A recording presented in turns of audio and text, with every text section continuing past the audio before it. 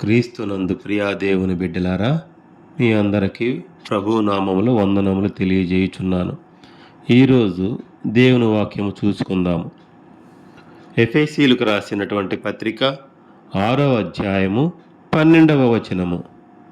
ఎఫెసీయులకు రాసిన పత్రిక 6వ అధ్యాయము 12వ వచనము.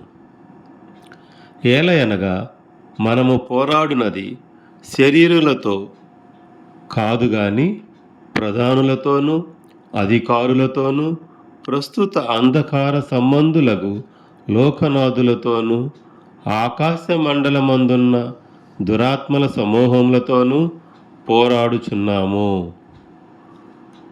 అలాగే 13వ వచనం కూడా చదువుకుందాం. అందుచేతను మీరు ఆపద్దినమందు వారిని ఎదిరించుటకును సమస్తము నెరవేర్చిన వారై నిలువ బడుటకును శక్తిమంతులగునట్లు దేవుడిచ్చు దేవుని సర్వాంగ కవచమును ధరించుకొనుడి. ప్రియులారా, ఈ యొక్క వాక్యం యొక్క అర్థము గమనిద్దాము. సర్వాంగ కవచమును ధరించుకొనుట అనగా శరీర మంతటిని కాపాడే తొడుగు వేసుకొనుడి. మరోసారి చెప్తున్నాను. సర్వాంగ కవచమును ధరించుకొనుట అనగా శరీరమంతటిని కాపాడే తొడుగు వేసుకొనుట. భూమిపై ప్రతి మానవునికి 2 యుద్ధములు కలవు. అవి ఒకటి శరీర సంబంధమైన యుద్ధము, భూమిపై చేసే పోరాటము.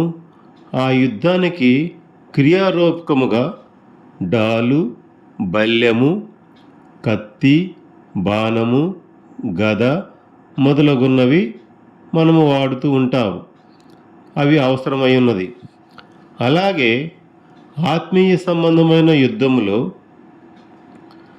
దేవుని రక్షణ, విశ్వాసము, సమాధానము, నీతి, సత్యము మొదలగున్నవి కావాలి.